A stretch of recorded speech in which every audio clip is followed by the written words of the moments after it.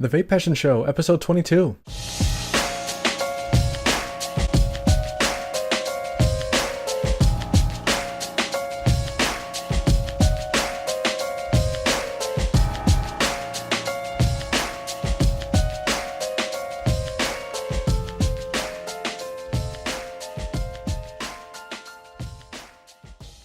All right, welcome back to the show. So you might have noticed if you were watching this on YouTube, last week I had a really blurry video, and I actually didn't realize that until halfway through the recording. And I'm not sure why the lens decided to autofocus on my background. Hopefully that doesn't happen again this time. I'm going to watch the screen a little bit closer. Yeah, I know how annoying that can be to watch blurry video. You might have also noticed that the vlog came out a little bit late, and that's because I've been riding my bike to work a lot lately, and usually I edit my videos on the bus. I take the bus to work usually because I don't like driving downtown, and also because I can get some work done on the bus. Now that I've been riding my bike, I don't have the ability to edit my videos. So last week the podcast came out on Wednesday because I was able to edit that faster than I am the video. So I put the podcast out on Wednesday evening, and then I put the vlog out on Thursday evening. I'm going to try to get them out a little bit sooner than that moving forward, but you just never know sometimes, especially when I have really busy weeks at work. But yeah, I'm going to try and get those out quicker from now on. So other than that, really not a whole lot new going on with me, so I'm just going to jump right into it. So let's start with some advocacy stuff, things that are going on in the industry. This is probably the biggest news all week, and it's that the Right to Be Smoke-Free Coalition has filed a lawsuit on behalf of the vapor industry. On June 20th, 2016, the Right to Be Smoke-Free Coalition filed a lawsuit on behalf of the vapor industry challenging portions of the FDA's deeming regulation and the Tobacco Control Act. And CASA specifically mentioned on their site that although they're not named as a party in the complaint, they, along with Smoke-Free Alternatives Trade Association, SFATA, Sevilla USA, and Not Blowing Smoke have all pledged support of this lawsuit. The groups that are a part of the lawsuit include the Right to Be Smoke-Free Coalition, AMSA, AVA, Electronic Vaping Coalition of America, Georgia Smoke-Free Association, Kentucky Vaping Retailers Association, Louisiana Vaping Association, Maryland Vape Professionals, LLC, Ohio Vapor Trade Association, New Jersey Vapor Retailers Coalition, and Tennessee Smoke-Free Association.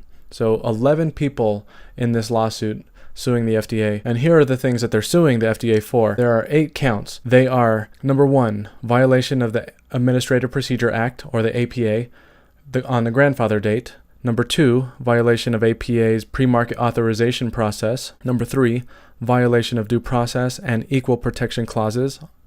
Number 4, violation of First Amendment and the APA ban on free samples. Number 5, violation of the First Amendment and APA on modified risk tobacco products. Number 6, violation of the APA's definition of tobacco product and application to ends. Number 7, violation of Regulatory Flexibility Act. And number 8, violation of the APA's unlawful cost-benefit analysis. So yeah, this is a really big one, and there's a lot of people involved. This is going to take a while to get through probably, and they're really going after the FDA on a lot of different things. I'm feeling really good about this one. And also in relation to this, Tristan Pope, he's a reviewer on YouTube, he interviewed the head lawyer that's taking on this case on behalf of the Right to Be Smoke-Free Association, and this lawyer works at Keller and Heckman Law Office in Washington, D.C. He has a lot of experience with similar cases in the vaping industry, and it was a pretty good interview. I'm going to talk a little bit about some of the things they mentioned here. So the lawyer's name is Azim Chowdhury. He's a partner at the law firm of Keller and Heckman. He's been involved in advocacy since 2009, and his firm represents several e-juice and vaping-related companies. So in addition to those 11 parties that I mentioned earlier, the Right to Be Smoke-Free Coalition also has many other members. For example, some of the founding members were Vapor Shark, Cosmic Fog, Niquid, and Mount Baker Vapor. And there are also a number of other large and small companies who are members and who contribute to the group. And Azim, he mentions that in this particular lawsuit, they're trying to represent the entire industry as a whole, not just one business like they usually do. He says that this type of lawsuit could cost $1 million or more, and it will be a long-term battle. It won't end quickly, and they need money to keep going and will need help. The Right to Be Smoke-Free Coalition is their client in this case, and those people will be funding it, but consumers can help too, and donations are welcome to help them pay for litigation fees. So this case is representing not just manufacturers, but also retailers and vape shops, not just one company, which they believe will make much more of an impact to the judge to see that the lawsuit is in support of an entire industry to protect thousands of companies, thousands of jobs, and millions of consumers. I saw that Grim Green actually just published an interview with Azim as well. I haven't had a chance to watch that yet, so if you get a chance, check out this one and Grim Green's interview. Okay, this next article is titled, Why Vapers Should Be Like Vegans. This is on guidetovaping.com. Daniel Hall is the author here, and he compared vaping advocacy to vegan advocacy. I think it was a really interesting connection.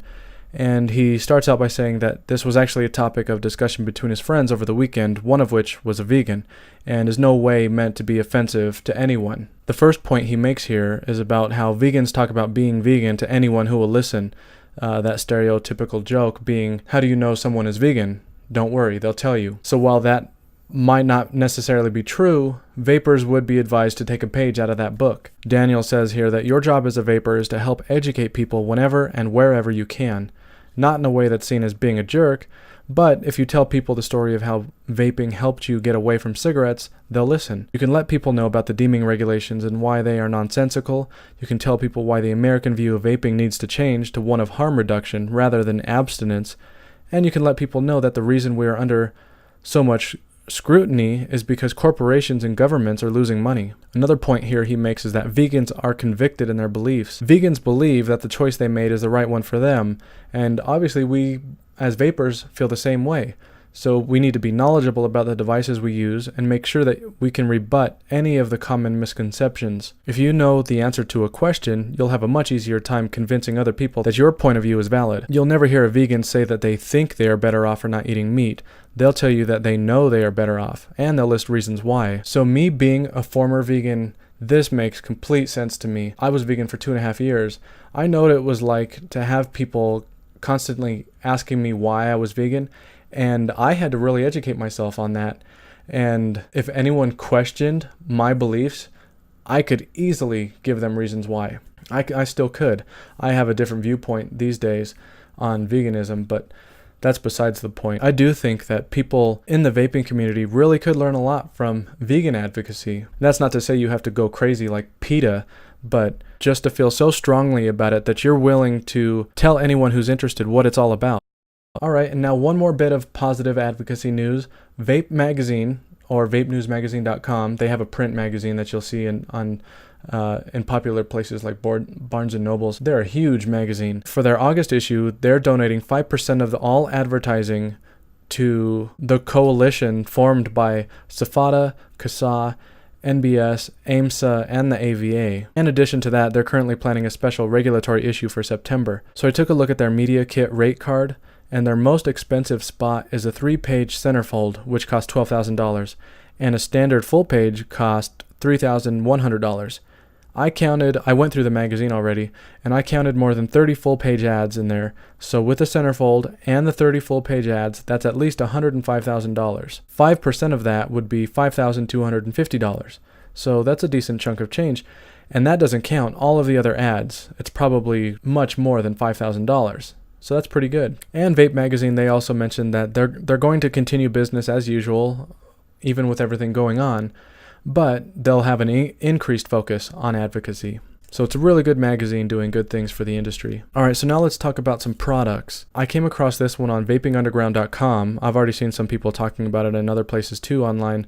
It's called Dark Cotton Black Magic. So there's a company actually here in Denver, Colorado called Dark Cotton, darkcotton.com. You don't want to go there because the site appears to have malware, so don't visit that website. They seem to be selling cotton to vape shops. It appears that several sellers are already stocking this and selling it. Now, what people don't seem to realize is that this has activated charcoal inside of it, which is known to cause bronchitis, pneumonia, and lung disease if it's inhaled. It's extremely dangerous. Some people are saying that it's aquarium filter floss. I don't know if this Denver Cotton Company is actually selling it as a vaping product, but some people are purchasing it from them and selling it as a vaping product, so that's really bad news. A couple of vendors were highlighted on this Vaping Underground thread two of them specifically, Focal eSig and Vaporshop.net, both of which have chimed in on this thread saying that they didn't realize what it was and they've taken it off the site. Neither of those companies have actually sold any yet, according to them. So that's good. And if any of you out there see that in a vape shop, just know not to buy it. And secondly, let that vendor know that they need to stop selling it because it's not safe to use. All right, and now another product being slammed right now is Perfect Vape, which I actually reviewed not too long ago. So it turns out that they just have some really unsafe, unsanitary mixing conditions. You might remember Convicted Vapes. They posted a video of Dr. Crimmy's outing them as being unsanitary too. This video also comes from Convicted Vapes. So they did an hour-long video, which didn't need to be anywhere near an hour long. They just keep saying the same thing over and over. Probably could have done it in 5 minutes.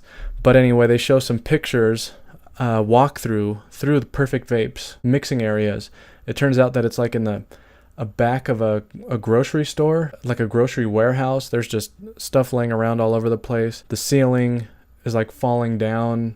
It looks really terrible. You can see some of the mixing lab. The floor is soaked. There's like trash bags laying all over the place. Someone sent me a message on one of my Perfect Vape videos telling me about the video, and he had mentioned that he's actually been to Perfect Vape, the person who left me a comment. He's actually been to their warehouse, and he said that he just walked right in. He could just walk into their lab. No one had any questions about it. They obviously just don't care. He asked if he could smell it, and they let him. They just opened up the bottle and let him smell the bottle.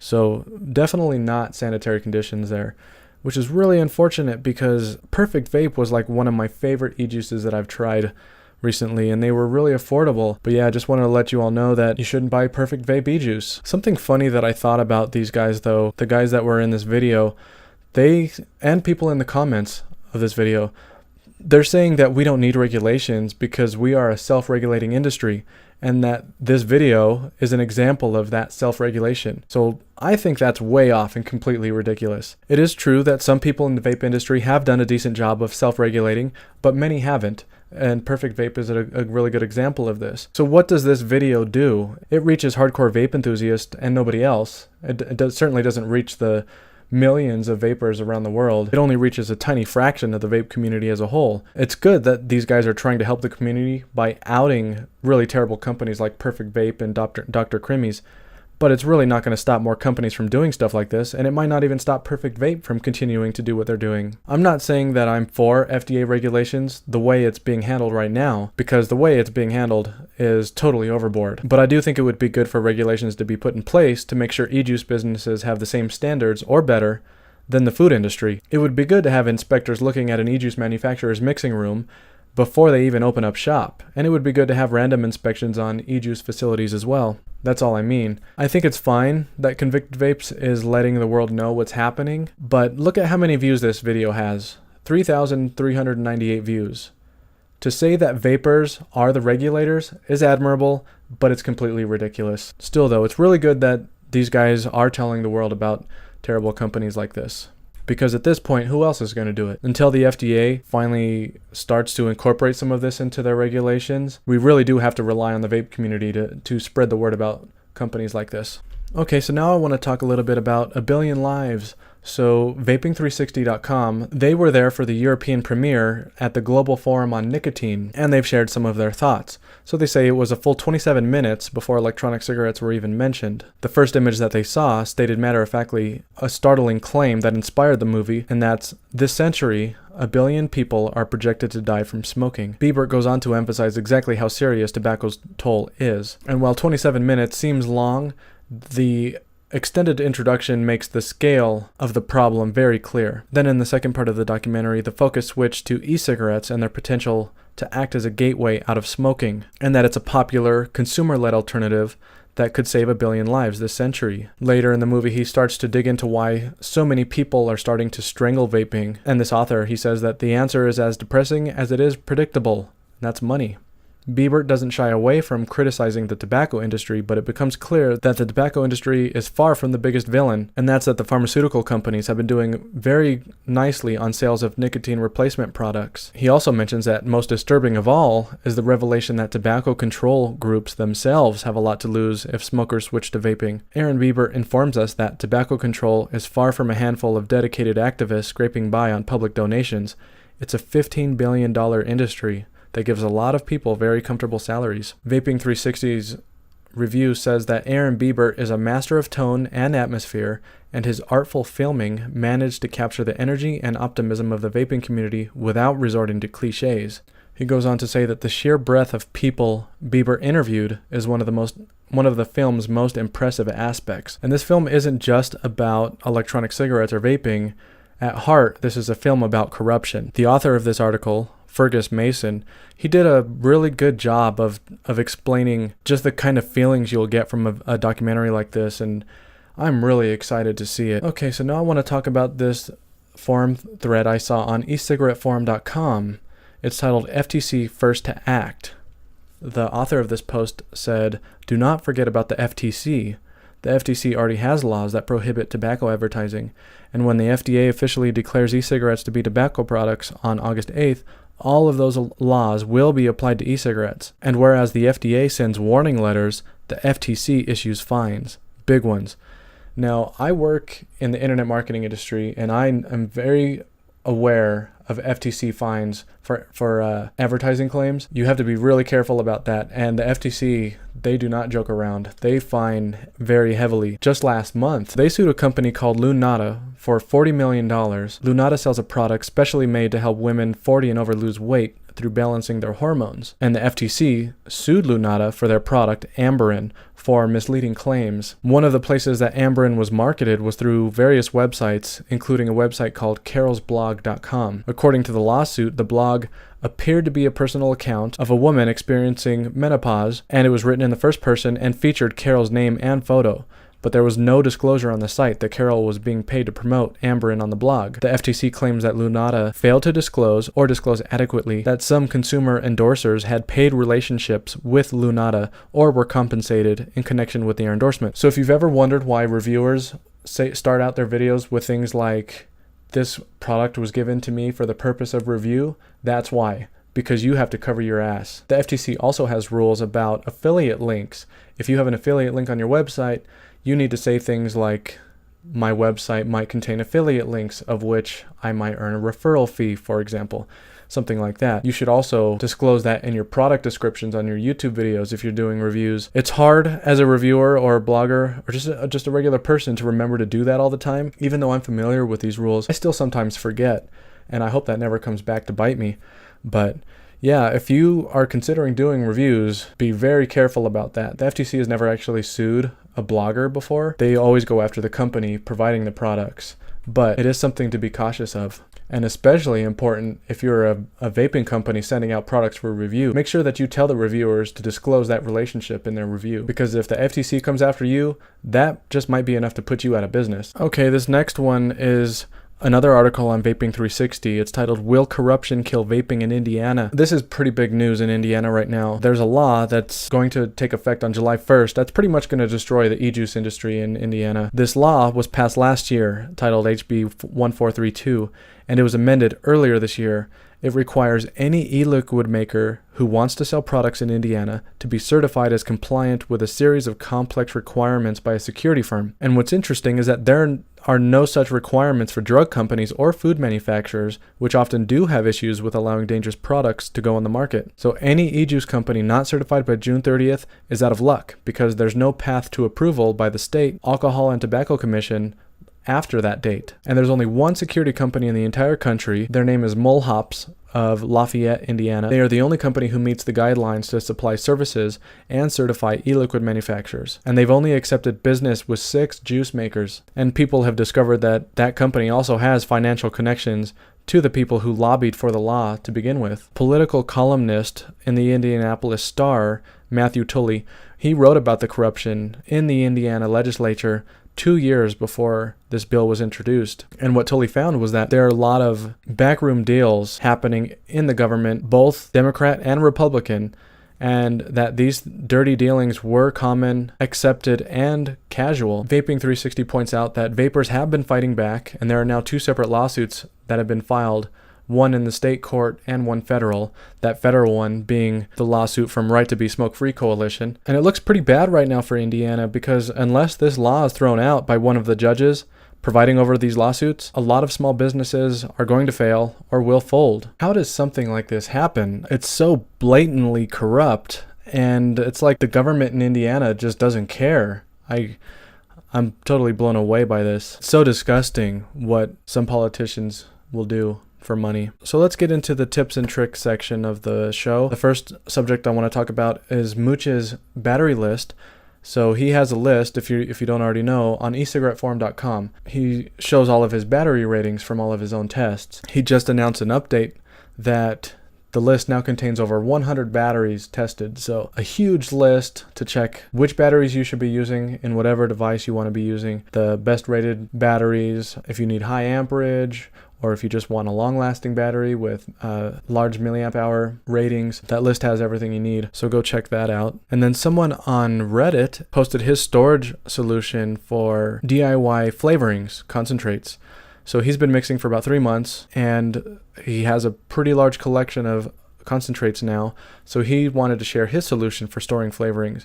So what he did is he bought some bamboo drawer organizers from Walmart, a couple of hinges, and a latch. So these bamboo drawer organizers are basically just a wooden box. He purchased 2 of them, put the open sides together, and then put a hinge on the back, 2 hinges on the back, I believe, so that they would open and close standing up. And then on the front of it, there's a latch so that it can be closed. He also put some wooden dowels and some shelves in it so that it can stand upright and hold the bottles and keep them from falling out. It looks great. I went to walmart.com to see what these drawers cost, and you can get them for $12.80 each. So you could build a pretty nice shelf for all your e-juices if you wanted, or flavorings, for about $25. And, well, maybe a little bit more after you purchase the shelves that go in it, the boards to make the shelves, and the wooden dowels. So maybe $35. And it's a really nice looking box. So very cool idea.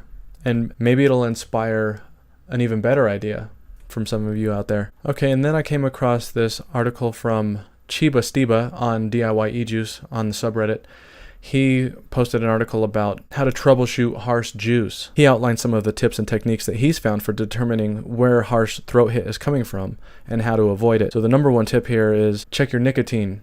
9 times out of 10, if you ask this question, people will blame the nicotine, and 9 times out of 10, those people are right. The absolute first thing you should do when experiencing harsh throat hit is to make a flavorless nicotine juice. So just mix your nicotine and your PG/VG, whatever that ratio might be, before adding flavorings. Give it a taste and see if it has a bad throat hit. And it might even be a better idea to do a high or max VG to test your nicotine at first, because VG has less throat hit than PG. The second tip here is to do single flavor testing. He says that usually when single flavor testing, you use the ingredient at its maximum recommended percentage, which will give you a good idea of all the properties the flavoring has to offer. By doing this, you'll be able to determine the level of throat hit you're getting from individual flavorings. He also recommends mixing single flavors with nicotine, if you use nicotine, because the components together will help simulate the end flavor you get from a completed recipe more accurately. Alright, tip number 3 here is personal sensitivity. So there might be compounds in certain flavorings or flavor profiles that you individually are sensitive to. You might be able to find certain flavorings that don't irritate you quite as much, or even stumble on a like profile.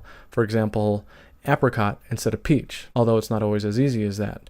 But that is an option. Alright, number 4, flavor pairing. So even if certain flavorings have a tolerable throat hit, mixing them together might enhance the throat hit. So keep that in mind when you're making your flavors. And likewise, you can add a smooth cream, ethyl maltol, mint or menthol, or some other additive or enhancer to flavoring to tame the throat hit to a more enjoyable level. Alright, number 5, steeping. Some mixes he's noticed are unpleasant right away, but then the throat hit mellows out over time. And then in other cases, the mix is great right away, but then as it steeps, the throat hit gets harsh or unpleasant. And other methods of steeping or speed steeping could affect the throat hit. So some other things to keep in mind there.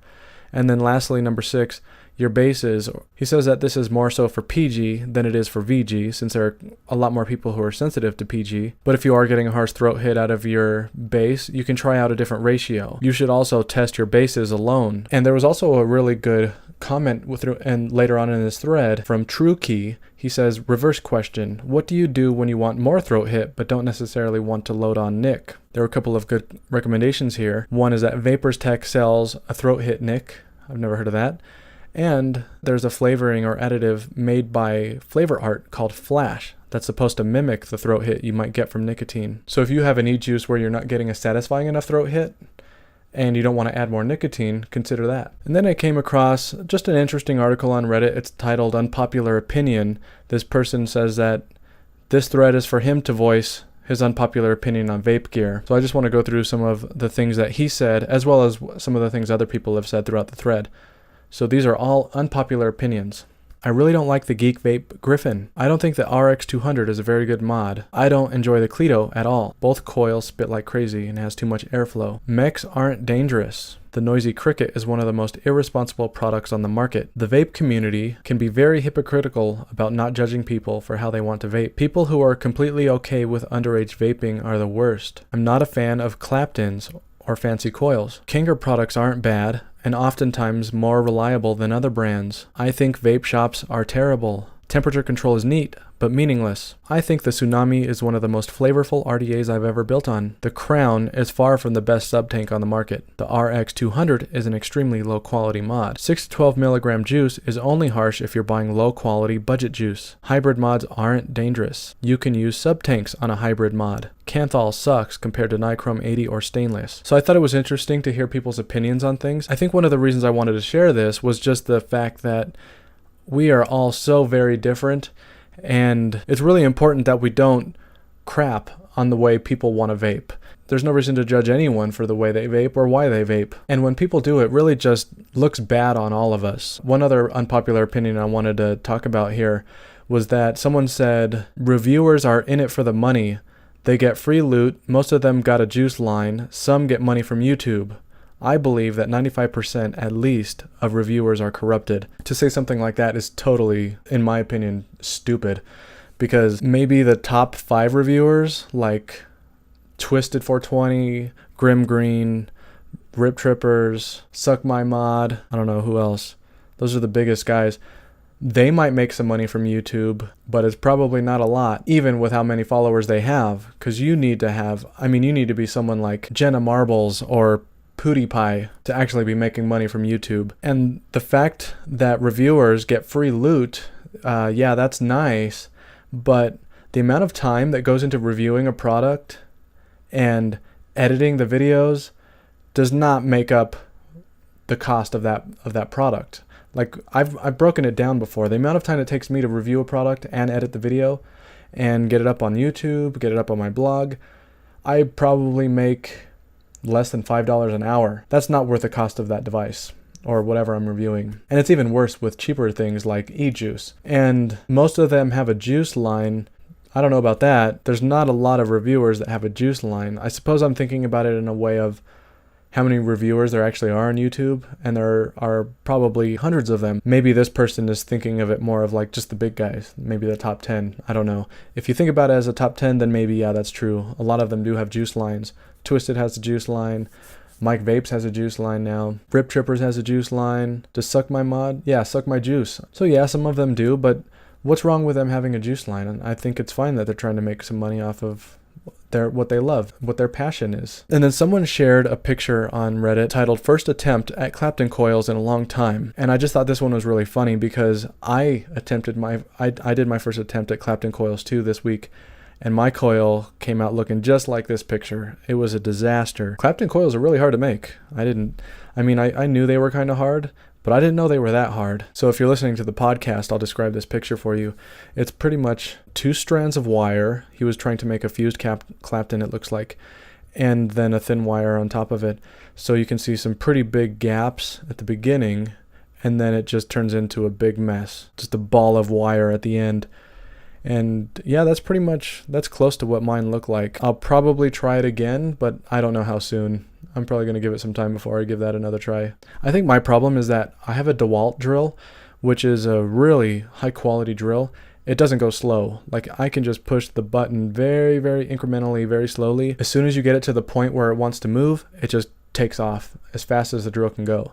So I probably just need to get a different drill. But yeah, I thought that photo was funny. It just made me laugh because that same thing happened to me. All right, and then I have one more thing that I wanted to bring up here, and I'm going to add that to the end of the show. And this is a video from David Dorn. He gives a quick 5-minute speech about the pleasure principle of vaping and why pleasure is so important and so overlooked in the public health debate about electronic cigarettes. It's really quick, and it's really good and inspiring, and I hope you stick around to the end to listen to that. So that's going to do it for this episode. You'll find the show notes for this one, all the links I've talked about, on my website on VapePassion.com. If you want to support the show, please consider donating to my Patreon page. It really helped me to keep this going. You can follow me on Twitter at VapePassion. I'm also on Facebook and various other social media sites if you're looking for one in particular. If you're listening to this on the podcast, please head over to my YouTube channel, VapePassion, and subscribe there. If you're watching this on YouTube and you would like to get this in podcast form instead, you can listen to me on the go, in your car, whatever. Consider subscribing on iTunes or Stitcher. And like always, if you have any questions or comments, please feel free to email me at alex@vapepassion.com or just use the contact form on my website. All right, so I hope to see you again next week. Now stick around for that David Dorn presentation. Afternoon, everybody. I've been told less than 5 minutes, so that's where it's going to go. I had the great honour of hosting Mariwa in my own house earlier on this year when she came to speak in Durham. And I like to think that what happened was there was an exchange of minds. I too am an Indigenous person. I'm an Indigenous Geordie. For those of you that don't know what a Geordie is, basically it's a Macam that's had his brains kicked out. That's what I am. One thing I wanted to mention today that I've very, very rarely seen in any of the presentations that happen anywhere from any of the researchers is 2 words, PP. It's pleasure principle, and it's why e-cigs work as well as they do. I've been hearing figures as high as 80% success rates in people making a switch and eschewing lit tobacco, no longer smoking. And the reason they do that is because of the pleasure principle. Why? Because they get something. It could be this. Vapers, every vaper that's in the room, will you please get your gear and hold it up, so that the people that don't vape can see what you've got. You will notice, and this is so unusual in anything like this. Look, there are no 2 alike. There are no 2 setups alike. Thank you people. And each of those setups that you see there will have a different flavour of e-liquid in it. Some will taste, to me, absolutely gorgeous. Some will taste of Marmite. Or even worse, Vegemite. I'm just trying to alienate absolutely everybody here. But the fact of the matter is, no matter what that liquid is that's in that e-cig, no matter what that e-cig is, the person that just held it up is telling you, this is something that I prefer, that gives me more enjoyment than smoking did. Am I right? Yes. Am I right? And that is something that I never hear said in any of the presentations that I have heard from people who talk about smoking cessation, harm reduction, smoking cessation, quitting. If there's one thing I would ask you to do, all of you here, is take the word quit out of your vocabulary. Replace it with the word switch. Concentrate on the enjoyment that a smoker can have, the pleasure that a smoker can have from something which, at the end of the day, is not going to kill them. Something which presents a risk of less than 5% of the risk of smoking lit tobacco. The pleasure principle is what makes these things work. And this is why the Tobacco Products Directive in the EU, the FDA deeming regulations, all of which are concentrated on quit, quit, quit, will fail. They will cause death. They will cause earlier death because they do not allow for the pleasure principle. And that, for e-cigs, is the most important thing. If you take nothing else away from this conference, I hope it is that. Those of you that have influence with the EU, with the FDA in America, please do me a favour. Oppose idiotic regulation. Support the pleasure principle. Support vapers. Support e-cigs. Thank you.